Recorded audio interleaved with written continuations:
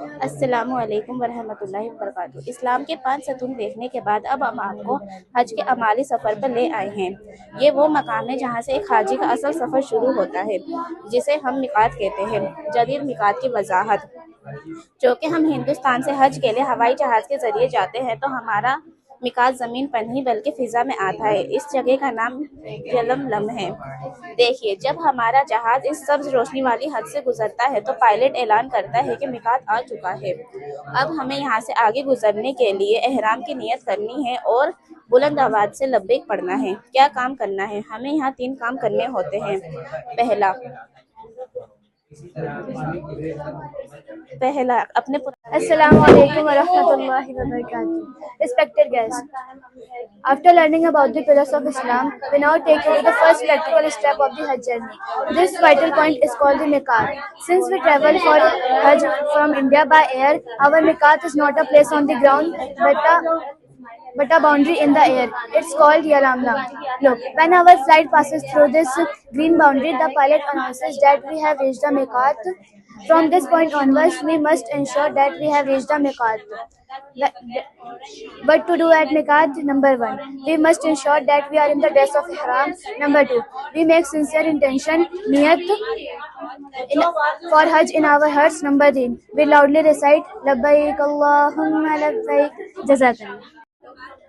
معزز سامعین، آب زمزم کا یہ بابرکت پانی آج سے ہزاروں سال پہلے اس وقت پھوٹا جب حضرت اسماعیل علیہ السلام پیاسے تڑپ رہے تھے۔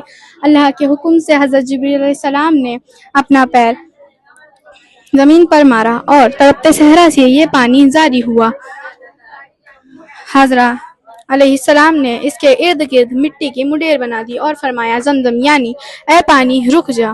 نمبر 2، زمزم کا گم ہو جانا۔ ایک طویل عرصے سے لوگ اس کا فائدہ اٹھاتے رہے۔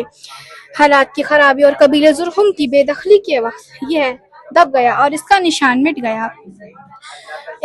کئی صدیوں تک قبیلے والے اس کی برکتوں سے محروم تھے، کسی کو نہ معلوم تھا کہ یہ کہاں ہے۔ نمبر 3، حضرت عبدالمطلب کی دریافت اور منت کا واقعہ۔ حضور صلی اللہ علیہ وسلم کے دادا نے خواب میں اس کی جگہ دکھائی اور خدائی کا حکم دیا۔ اس وقت ان کا صرف ایک ہی بیٹا تھا، حارث۔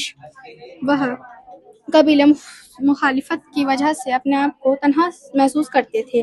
اس دوران انہوں نے منت مانگی کہ اے اللہ، اگر تو مجھے 10 بیٹے عطا کرتا ہے جو میری حفاظت کرے تو میں ان میں سے ایک کو تیری راہ میں قربان کروں گا۔ وہاں حاضر ہونے کے بعد اللہ نے انہیں 10 بیٹوں سے نوازا۔ اپنی منت پوری کرنے کے لیے عبدالمطلب نے قرآن نکالا، جو آپ حضور صلی اللہ علیہ وسلم کے والدین عبداللہ کا نام آیا۔ 100 اونٹوں کے ذریعے آپ عبداللہ کی جان بچائی گئی۔ نمبر 4، زمزم کی خدمت۔ عبدالمطلب نے جو اس کا سلسلہ شروع کیا تھا وہ رہتی دنیا تک تاریخ کا ایک حصہ بن گیا، اور آج بھی بہت سے حاجی آ کر اپنی اس بابرکت کو پی کر اپنی پیاس بجھاتے ہیں۔ شکریہ۔ زمزم کا گم ہو جانا۔ ایک طویل عرصے تک لوگ اس کا فائدہ اٹھاتے رہے۔ حالات کی بے قدری اور قبیلے زرہم کی بے دخلی کی وجہ سے یہ کنواں دب گیا اور اس کا نشان مٹ گیا۔ کسی کو نہ معلوم تھا کہ یہ کہاں ہے۔